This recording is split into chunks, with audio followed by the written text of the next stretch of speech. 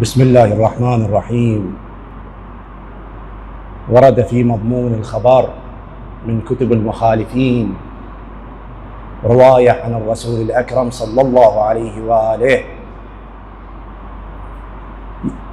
يروى فيها عن قوله: إذا صلى المصلي عليه خلق الله من نفس ذلك المصلي غمامة بيضاء، فيأمرها الله عز وجل أن تأخذ من بحر الرحمة، فإذا أخذت أمرها أن تمطر، فإذا مطرت فكل قطرة أقطرتها تلك الغمامة ووقعت على إنسان كافر قذف الله نور الإيمان بقلب ذلك الإنسان ببركة الصلاة على الخاتم محمد.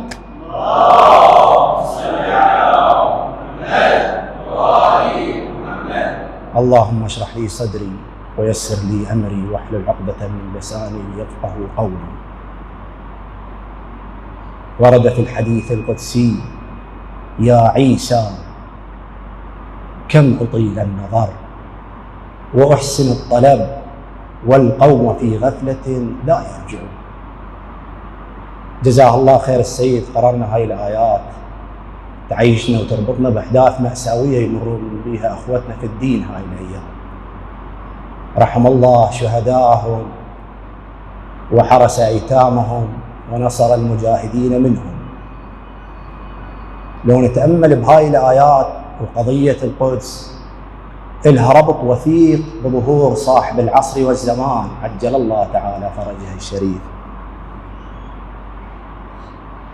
والوعد الإلهي اللي ينتظره كل المستضعفين في الأرض. طبعا من تذكر الآيات والروايات بني إسرائيل تمثل الاتجاه المنحرف على هذا العالم كله، يعني مو فقط اليهود، وهي هسه المصداق الصحيح لو تنظرون كل أحداث كل الفساد المدار بالعالم هو من قبل إسرائيل، أما هاي الباقي الدول كلها أدوات.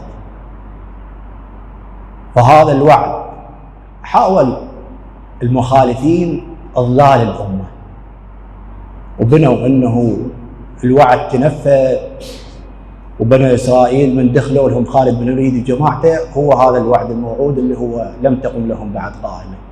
من يستشكل عليهم واحد يقولون لا، الوعد الأول إذا جاء الوعد الأول أنه سنحاريب ونبوخذ نصر وغيره. بعدين حاولوا يعالجون الموقف، قالوا لا رسول الله، هم طبعا يريدون ينفون كل كرامات أمير المؤمنين، بعثنا عبادا لنا، هاي العبادة لنا مخصوصا. حاولوا يحفونها، بس يأبى الله إلا أن يتم نوره. مئات السنين وإذا رجعت إسرائيل وتحقق لتعلون في الأرض علوا كبيرا.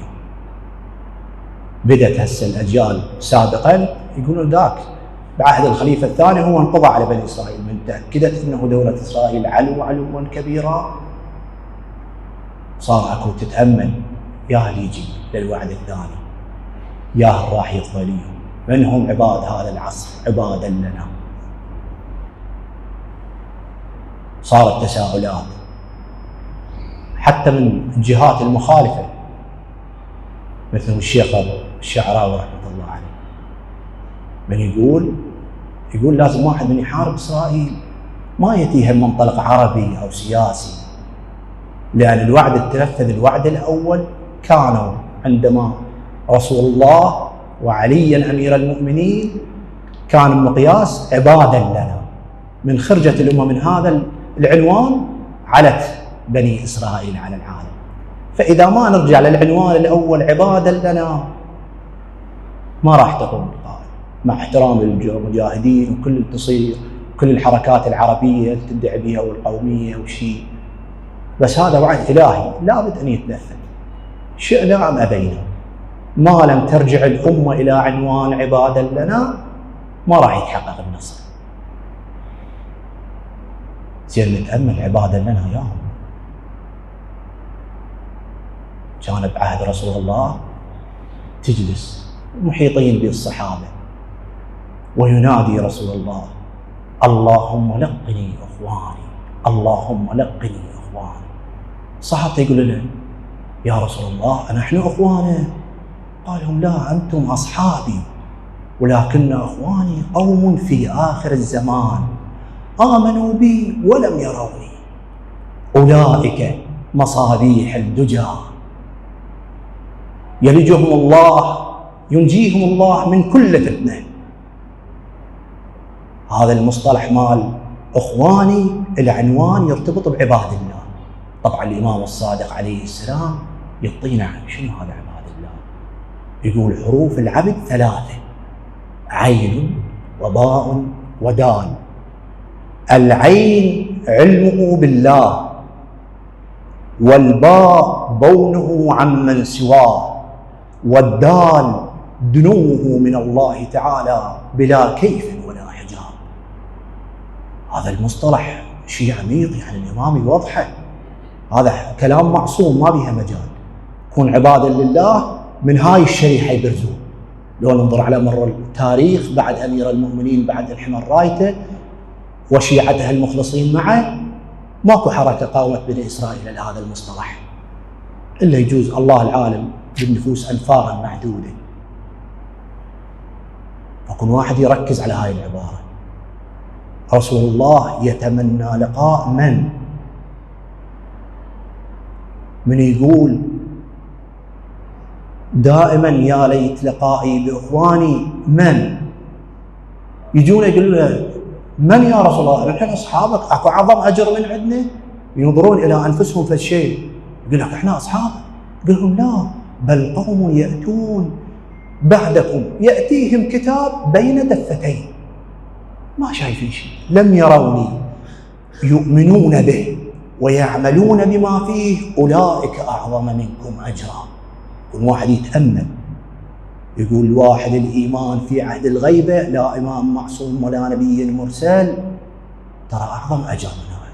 نص الإمام رسول الله صلى الله عليه وآله يقول. بس الواحد يتعمق، لو يجي في عهد أمير المؤمنين شو يكون؟ هم أكو إخوان إلى خاصينه؟ طبعا رسول الله صلى الله عليه وآله دائما هاي: يا ليتني قد لقيت إخواني. يسألونه، هاي أكثر من حديث، هاي الأحاديث لقويها في كتب العامة طبعا يجينا. يقول: بل أنتم أصحابي وأخواني قوم يأتون من بعدي يؤمنون بي ولم يروني. ويقرأ هاي الآيات: الذين يؤمنون بالغيب ويقيمون الصلاة. الإمام الصادق عليه السلام يبين شرح هاي الآيات، يقول: بسم الله الرحمن الرحيم، ألف لام ميم، ذلك الكتاب لا ريب فيه هدى للمتقين. يقول المتقون شيعة علي عليه السلام، والغيب هو الإمام الغائب حجة الله. ويستشهد بقوله عز وجل: ويقولون لولا أنزل عليه الآية من ربه. ماذا يقول؟ يقول: فقل إنما الغيب له لله فانتظروا إني معكم من المنتظرين.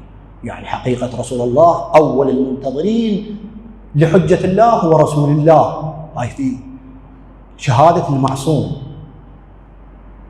لو نتأمل شوية ونشوف أمير المؤمنين شو يقول، شلون ويا أخوته. أكو صارت بعهد تربية أمير المؤمنين بعض الأخوة أخوة علما لرسول الله، مو إنه أخوة لعلي بن أبي طالب.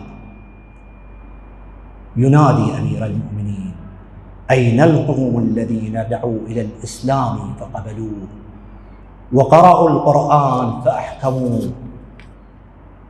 أولئك أخواني الذاهبون، فحق لنا أن نظمأ عليهم ونعض الأيدي على فراقهم. يعني أمير المؤمنين يتحسر على هذا الإخوان. شلون واحد يعض إيده هيك ونعض الأيدي على فراقهم؟ يأتي نوف يقول له: يا نوف يا أمير المؤمنين صف لي شيعتك. من هم شيعتك؟ خاف واحد يقول هذا الرواية نعض الأيدي على فراقهم المستشهدين مالك وغير مالك رضوان الله عليهم. أمير المؤمنين مجرد يسأل نوف يقول له صف لي شيعتك، وإذا بأمير المؤمنين فبكى لذكر شيعته وقال: يا نوف، شيعتي والله العلماء بالله ودينه، بين قوسين عبد الله العين علمه بالله، شيعتي والله العلماء بالله ودينه، العاملون بطاعته وأمره، المهتدون بحبه. حط هاي خطين جواها. ويكمل أمير المؤمنين الصفات بعد الخطبة طويلة، يقول: إن شهدوا لم يعرفوا، وإن غابوا لم يفتقدوا، أولئك شيعة الأطيبون وأخوان الأكرمون، ألا آه شوقا إليهم. يعني أمير المؤمنين يتشوق لأشخاص شريحة من المؤمنين، ما يكون مجرد شيعة أو أنصار أو محبين، لا، أخواني. رسول الله يقول: أخواني. كل واحد يتأمل من هم أخوانه، وأكو مجال واحد يصير من أخوانه، أكو منهج عن المعصوم يتبع أنه يصير من أخوانه، وذول أخوانه هم المؤهلين لنصرة صاحب العصر والزمان. نجي المواصفات أصحاب النصرة، شو يقول عنهم الأئمة سلام الله عليهم؟ أول ما يقول إن صاحب هذا الأمر محفوظة له أصحابه، ربك حافظهم مكانات معينة، أو لو ذهب الناس جميعا أتى الله له بأصحابه، بس ياهم أصحابه. ثم قال الله عز وجل: فإن يكفر بها هؤلاء فقد وكلنا بها قوما ليسوا بها بكافرين. خلها الناس تنسى الغيبة، ما تقول أكو معصوم، ما تقول غيبة، أكو موكلين. من هاي الشريحة الموكلين فسوف يأتي الله بقوم يحبهم ويحبونه. من هو أخوة أمير المؤمنين؟ المهتدون بحبه. فسوف يأتي الله بقوم يحبهم ويحبونه، أذلة على المؤمنين أعزة على الكافرين. يأتي أحدهم إلى الإمام الصادق يقول: جعلت فداك، إني والله أحبك وأحب من يحبك يا سيدي، ما أكثر شيعته. شوف الشيعة هواي. يقول له الإمام، يقول له: كم هم؟ عدهم، أذكرهم؟ قال له: كثير. قال له: تحصيهم؟ لهم عدد؟ قال له: هم أكثر من ذلك، ما أقدر أحصل أعداد. فقال أبو عبد الله عليه السلام: أما لو كملت العدة الموصوفة 314 كان الذي تريدون. ترى ندور عليهم مو على الكثرة، نوعية خاصة. ولكن شيعتنا يعطي مواصفات كذا: لا يجالس لنا هائبا، ولا يحدث لنا طالبا، ولا يحب لنا مبغضا، ولا يبغض لنا محبا. هاي صعبة لو نجربها على انفسنا. كل واحد محب لاهل البيت، كنا نحبهم. لو اكو بعض الاشخاص يحبون اهل البيت بس احنا نكرههم، واحد يعرضها لنفسه. هاي من ضمن المراقبة. طبعا هاي كل مواصفات لازم واحد يستعرض قلبه عليها. والخطة طويلة بس احنا نختصر على مود لا تضيع الهدف من الموضوع. يقول: ولا يحب لنا مبغضا ولا يبغض لنا محبا. فقال له: جعلت فداك، أين أطلب هؤلاء الموصوفين بهذه الصفة؟ وين أطلبهم؟ قال له: أولئك الخفيض عيشهم، المنتقلة دارهم، الذين إن شهدوا لم يعرفوا، وإن غابوا لم يفتقدوا. شوف أخوة أمير المؤمنين نفس مواصفات من وصل إلى درجة أخ لأمير المؤمنين كان من المؤهلين لهذا المقام. زين واحد يتأمل شلون واحد أخ لأمير المؤمنين، أكو منهج واحد يتبعه. كل واحد هسه يتأمل أول شيء بنفسه، إنه يأهل نفسه ويكون من الممهدين بذكر الصلاة على محمد وآل محمد. اللهم صل على محمد وآل محمد. طبعا الرواية اللي ذكرت بكتب المخالفين، إذا نزلت قطرة على إنسان كافر، تعرفون أنتم إن شاء الله كلكم مطلعين، الكافر مو بس كفر الإلحاد، وايد نوع كفر، كفر النعم، كفر العناد، كفر الجحود، أنواع الكفر، لعله في نفوسنا درجات من درجات الكفر وإحنا ما ندري بها. لو واحد يتأمل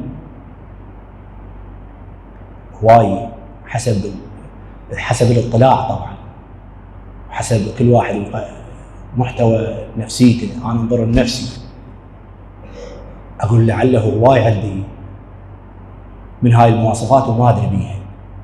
لا واحد هم يبحث يشوف خاصة كفر النعم.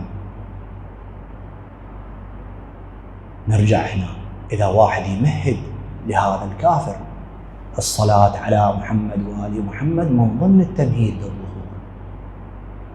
لأن أنت مجرد أنه تنشر الوعي الديني والتوجه، إذا واحد يقعد ويكون نية هذه الصلاة ومهد لها، كم إنسان كافر بأنواع الكفر بهاي الصلاة تقطر له قطرة من تلك الغمامة البيضاء من نفس ذلك المصلي. واحد إنسان يقول أريد أصلي مغفرة، واحد إنسان لا يقول عنده قضاء حاجة، واحد إنسان لا يقول أهديها لرسول الله حبا له وشوقا إليه، واحد يقول لا أرفع مقام رسول الله، وتتنوع النوايا.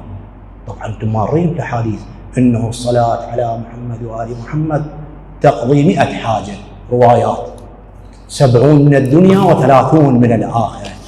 نص الرواية يقول من قال في دبر صلاة الصبح وصلاة المغرب قبل أن يثني رجله أو يكلم أحدا في ثواب الأعمال عن الأبي الحسن عليه السلام، إن الله وملائكته يصلون على النبي يا أيها الذين آمنوا صلوا عليه وسلموا تسليما اللهم صل على محمد وذريته قضى الله له 100 حاجة، 70 في الدنيا و30 في الآخرة. شنو الضير إنه نخلي هاي العناوين مال الحاجات كلها، واحدة منها تمهيد للظهور، أكون ممهد لظهوري. واحد لازم ما يبخل بعطاء رب العالمين. مرات احنا نمنع عطاء رب العالمين. يجي واحد يصلي يقول من يقول هالسالة اوصل هيك مقام امهد للظهور بصلاتي نخلق منها غمام بيضاء وتقطر على النفوس وتهدي الكافرين. حاتم الطائي يخاطب ابنه يقول له يا بني لا تكرم الناس على أنهم سادة كرام، بل اكرمهم لأنك سيد كريم. فالله عز وجل ما ينظر إحنا إنه أنا عبد اللئيم وهو الكريم، يكرم من حيث هو لا من حيث أنا. هسه إحنا كم واحد جيتوا إن شاء الله المسجد كلكم، واحد يتأمل مذكور هاي الرواية إن بيوتي في الأرض المساجد فطوبى لعبد تطهر في بيته وزارني في بيتي، ألا أن على المزور كرامة الزائر. كم واحد يقول راح أدخل بيت رب العالمين جل جلاله وانتظر هسه كرامة، مو أنه صلاة مقبولة، لا صلاة تصلي جماعة وتنقبل، هاي منتهين منها، أكو شروط بالمسجد تنفذ وتأخذ بها أضعاف، لا أكو كرامة خاصة. أنا زائر اليوم أريد كرامة. لو نتأمل هسه ونروح مثلا من سيد هادي ندخل، وسيد هادي يشمل كلكم الزينين وأنا وياكم مثلا أو غير واحد، سيد هذا ما يسوي يقول هناك فلان شخص هذا ما أعطيه كرامة، ما عاجبني، مو خوش إنسان، حاشا أخلاقه ما تسمح، كيف برب العزة. كل واحد من يجي يتأمل أكو كرامة لازم راح يحصل. كل ما يدخل بيت من بيوته في كل دخول.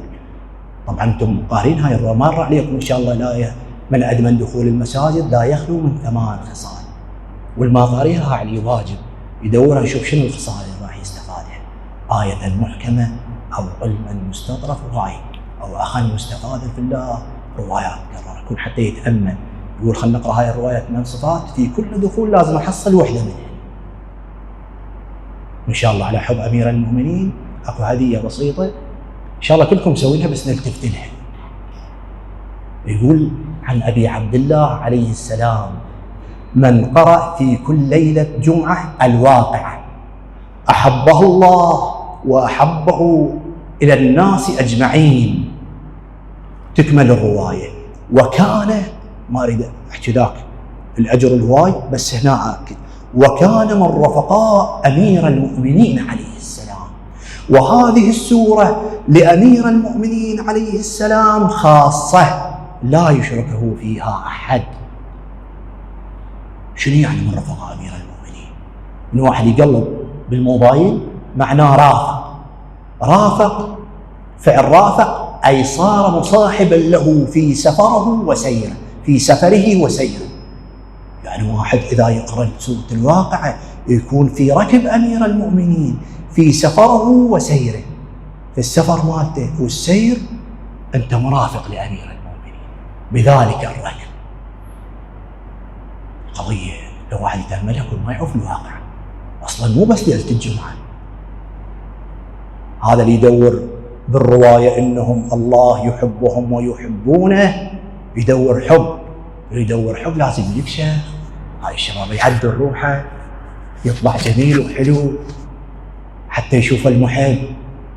يقول عن أبي جعفر عليه السلام: من قرأ الواقعة كل ليلة قبل أن ينام لقى الله عز وجل ووجهه كالقمر ليلة البدر. يعني يريد يصير جميل أمام رب العزة يكون يداوم على سورة الواقعة. طبعا أعرف شخص يعني سنكم يجوز هذا إعدادي يستمر، آثار له طلعت على الواقعة، مو أنت واحد تقرأه يوم يومين حتى يحس بالرفقة لأمير المؤمنين، لا يكون يستمر عليها.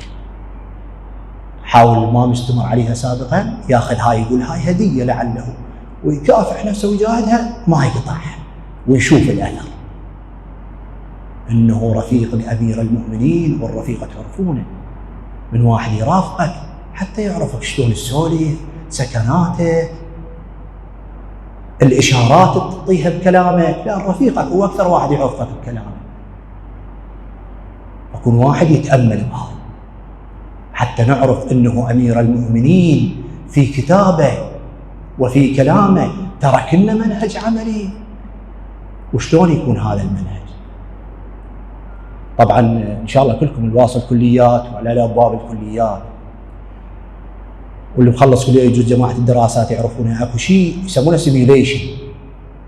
سيميوليشن هذا يعني المحاكاة أو النمذجة. عندك في النموذج أصلي سواء موجود أمامك أو ينقل لك صفاته، ويحاول يعدون في النموذج عن طريق السيميوليشن مشابه للمثال الأول الأصل، حتى تنال يكون أداء النموذج حتى نسبة الخطأ وكطرق يكون نسبة الخطأ تقل إلى درجة جدا كبيرة. ليش؟ مقارنة بالأصل. أحسن ما تبدأ منهج بعشوائية، تتبع طريق عشوائي. الشيء بالشيء يذكر. هذا اكو شاب يقولون بالثمانينات بأمريكا كان طبيعته سمين حيل، مو رياضي، يقولون ياكل يعني هيك يحدث عن نفسه انه ياكل 8 وجبات باليوم، وعمره يعني عشرينات قبل ال30. صفن نفسه قال ليش هيك؟ ناس تلعب رياضه، الشباب، وطبعا خريج وخريج كليات، ومطلع لهذا السيميوليشن اللي احكي لكم عليه.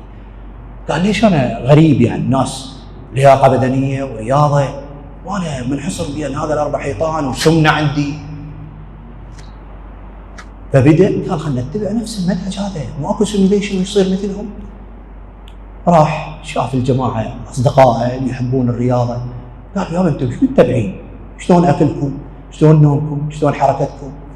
كتب له فد نقاط وظل يتبع المنهج على وفق هذا. سووا منظور شلون السيميوليشن اللي عليه واتبعه.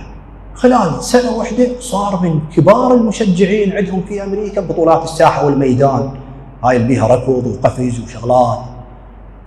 فمن صار من المشجع. كانت بولايته، ولاية تعرفون امريكا هواي ولايات بيها، هاي ولايته كانت ابد ولا صاعده للدور الممتاز او نايله كاس اولمبياد امريكا بالساحه والميدان. فاجى قال لهم انتم ليش هيك؟ انتم فريق واخويا ليش تفشلون؟ قال نبذ طاقتنا. فاتخذ منهج راح عن طريق البحث ومراسلات واتصالات ويا الناس المحصلين كؤوس بالساحه والميدان، ظل يتصل بهم شنو منهجكم؟ شلون نومكم؟ اكلكم؟ طبيعتكم؟ رياضتكم؟ سوالف نقاط. اجى عرضها على الفريق مالته، قال لهم انا مشجعكم بارز عندكم، اتبعوا هذا المنهج. هو طبعا سنه وعدكم الاولمبياد، ذيك السنه اول ما طبقوه اخذوا الكاس مال الاولمبياد مال امريكا. استغربت حتى الولايه، جاهم السيناتور مال ذيك الولايه استغربوا هم يهتمون بهاي الامور لان ما فارغين بس الرياضه اهم شيء عندهم. قال لهم شنو هاي الغريب؟ ايش عندكم يعني قفزه نوعيه انتم من لا اخير القائمه الى كاس؟ قالوا هذا يفضل هذا الشاب اللي هو علمنا هاي الطريقه. فانتشر اسمه بالولايه. الولايه كان بيها كليه مال ضباط، اعداد ضباط. طبعا هم ذولاك الناجحين، شنو ميزه نجاح الدول؟ انه يهتمون بالناجح ويكملون نجاحه، عكس دولنا العربيه انه يحاربونه مع الاسف. فقالوا هذا انسان ناجح ما طول عن طريق الرياضه وخلاكم تاخذون كاس من الصفر، خلينا نستفاد منه. فالكليه مال الضباط عندهم دورتهم انه فشل بالاصابات بالتسديد. كل ما يدربون الاصابات ما يقدرون، فقالوا يابا جابوا لهم ضابط من دول القدامى محاربي القدامى بامريكا ودعوا هذا الشخص وياه وضمنوا وياه، قالوا لهم يابا اذا سووا لنا نجاح بهاي لكم كذا مبلغ من المال عقد. طبعا اجى الضابط المحارب اول ما اختبر قال لهم انا اختبر المحاربين دول اللي عندكم الضباط واذا عجبوني ادربهم. فاول ما اختبرهم قال لهم انا مبطل من العقد، ما سمعتي انه ادرب هيك دفعه. خلوه بطل، هذا يعني جايته فرصه ومبلغ من المال. قال لهم انا ما بطل. افترى على قناصين الدول على مستوى الدول، سواها مراسلات واتصالات. ما راح قال له بس شلون تسدد، هاي منتهي منها شلون التسديد وشلون الشيء. راح قال له انت تشرب قهوه، تشرب شاي، تشرب حليب، ايش قد تنام كم ساعه، شنو حركتك، تلعب رياضه. اعطاه مواصفات، اكلك شلون، نومك شلون، علاقاتك الاجتماعيه شلون، دراسه نفسيه سوى، جمع النقاط بالاضافه الى شلون تسدد وشلون شيء، وخلاها قدام المنهج مال الضباط قالوا اتبعوها. طبعا نسبه النجاح كان ينقل حسب الناقل سامع هاي الروايه انه تقريبا بالثمانينات او 85. حقق نسبه نجاح 69%، 92% عفوا، واخذ المبلغ مال هاي سيميوليشن. بما انه هسه احنا ترند التنميه البشريه وتطوير الذات، زين امير المؤمنين لشيعته هم مسوي لنا سيميوليشن انه نوصل مستوى الاخوه. حاشا انه يمدح اخوته وشوقا اليهم وما يعلمنا احنا الغائبين شلون نوصل. لازم نعطينا في النموذج. هذا النموذج يروى في نهج البلاغه انه يقول: كان لي فيما مضى اخ في الله. اعطانا اول واحد صفه. كان لي فيما مضى اخ في الله وكان يعظمه في عيني صغر الدنيا في عينه، وكان خارجا من سلطان بطنه فلا يشتهي ما لا يجد ولا يكثر إذا وجد، وكان طول دهره صامتا فإن قال بد القائلين ونقع غليل السائلين، وكان ضعيفا مستضعفا فإن جاء الجد فهو ليث غاب وصلوات، ويعطي صفات. وكان لا يلوم أحدا على ما يجد من العذر، وكان يقول ما يفعل ولا يقول ما لا يفعل، وكان إذا غلب على الكلام لا يغلب على السكوت. شوف لازم نميز شنو معنى صامتا وليش هنا على السكوت. وكان على ما يسمع أحرص منه على أن يتكلم، وكان إذا بده أمران نظر أيهما أقرب إلى الهوى فخالفه. طبعا اثنين المباحات، مو حرام وحلال، اثنين المباحات، يقول يا الأقرب إلى الهوى النفسي فخالفه. يكمل صلاته يقول فعليكم بهذه الخلائق فألزموها وتنافسوا فيها، فإن لم تستطيعوها فاعلموا إن أخذ القليل خير من ترك الكثير. يا أمير المؤمنين، شوف خلينا ما ذكر صلاة صيام هاي قضية مفروغ منها، هاي قضية مفروغ منها، ما يقول لك صلي كذا، هاي خطب مليانة وإن شاء الله الجالسين ما يحتاجون يسولفون هؤلاء لهم يعني أهلا بهذا الشيء، بس لا نعطينا منهج إنه شلون الواحد يكون أخا لأمير المؤمنين. زين يا أمير المؤمنين شنو يعني ما؟ ليش اختص وكان يعظمه في عيني أول صغر الدنيا في عينه؟ طبعا هاي كل عبارة يراد لها جلسة خاصة. يعني مثلا الزهد في هذه العبارة، شنو معنى الزهد؟ وما مراتب الزهد؟ وما أنواع الزهد؟ اللي يزهد مثلا كنا طلاب دراسة يترك الدراسة ويترك على الدنيا. لو هو الزهد أنه تترك ما يشغلك عن الدراسة. أتذكر يوم من الأيام كنا شباب قاعدين يم الشيخ يعقوب الله يحفظه، قال كل واحد مو هدفه انه بس يكمل بكالوريوس، لا كل يكمل ماجستير ودكتوراه. ليش؟ قال الواحد الدكتور من يقعد هو بالامام ويلزم مفاتيح الجنان ويدخل عليه طالب ويشوف استاذه بالجامعه قاعد يدعي مفاتيح الجنان، هاي لها اثر بليغ. ومن يثل من يشوف المعمم هو شغلته يدعي الناس ويقرب مفاتيح الجنان، بس لا الاستاذ الدكتور له اثر بالنفس عند الطالب اكبر. فهذا انه اذا واحد يبذل جهده بالدراسه هو هذا المطلوب منه، مو انه يتركه وينشغل انه زهد، لا لازم واحد يفهم الزهد. زين شنو الزهد؟ وليش بدا بامير المؤمنين؟ قال يا ابا ذر، رسول الله صلى الله عليه واله: يا ابا ذر اذا رايت اخاك قد زهد في الدنيا فاستمع منه فانه يلقن الحكمه.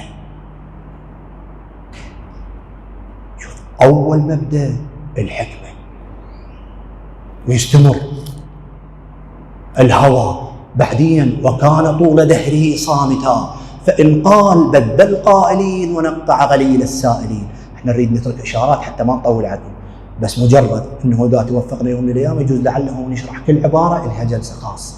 شنو المعاني؟ ليش اول ما بدا بالزهد؟ ليش ركز على الصمت؟ وشنو هاي ندور كل هالخطبه في هدف واحد ونقطه واحده، كل العبارات توصلك الى نفس النقطه. إذا رأيت، رسول الله يقول: إذا رأيت أخاك قد زهد في الدنيا فاستمع منه لأنه يلقن الحكمة. كان طول دهره صامتا. يا أحمد أتعلم ميراث الصمت؟ الصمت يورث الحكمة وتورث، شوف نفس العبارة، الزهد يورث الحكمة، الصمت يورث الحكمة، وغير هذا نستمر الحكمة يا حكمة. فمن أوتي الحكمة قد أوتي خيرا كثيرا. زين هاي خيرا كثيرا شنو علاقتها بموسى؟ من وقف تحت الشجرة: إني إلى ما أنزلت إلي من خير فقير. يا شجرة، السلام على الشجرة النبوية والدوحة المحمدية يا أمير المؤمنين. يقول: والصمت يورث الحكمة وتورث الحكمة المعرفة وتورث المعرفة اليقين، فإذا استيقن العبد لا يبالي كيف أصبح أبعسر أم بيسر فهذا مقام الراضين. أول المقامات، أول الدين معرفته. شوف تورث الحكمة والحكمة تورث المعرفة، وتوصل مراتب التوحيد والرضا فهذا مقام الراضين. زين واحد من يصير مقام الراضين يتعامل بالرضا مع الله. يا أحمد فمن عمل برضاي الزمه 3 خصال: أعرفه شكرا لا يخالطه الجهل، وذكرا لا يخالطه النسيان، ومحبة لا يؤثر على محبتي حب المخلوقين والمهتدين بحبه.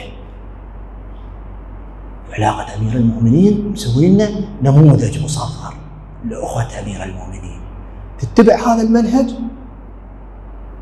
ما نحكي الصلاة والصيام هاي مفروغ منه، بس هذا أكو منهج مبسط.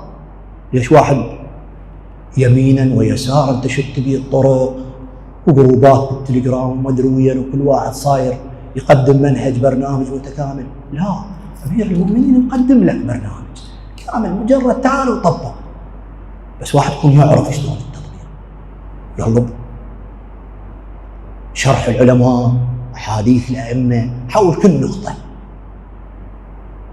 يقول وأورثه محبة لا يؤثر على محبتي حب المخلوقين، فإذا أحبني أحببته وحببته إلى خلقي، وأفتح عين قلبه إلى جلالي وعظمتي، فلا أخفي عليه علم خاصة علمي.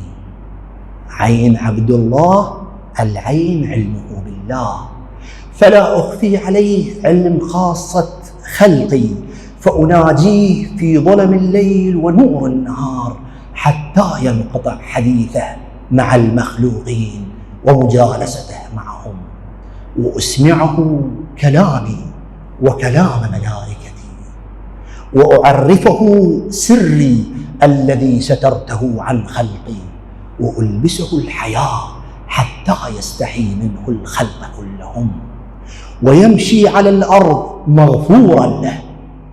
هاي مجرد ونخذها بس بالصمت، ما عبرنا لغير نقطة.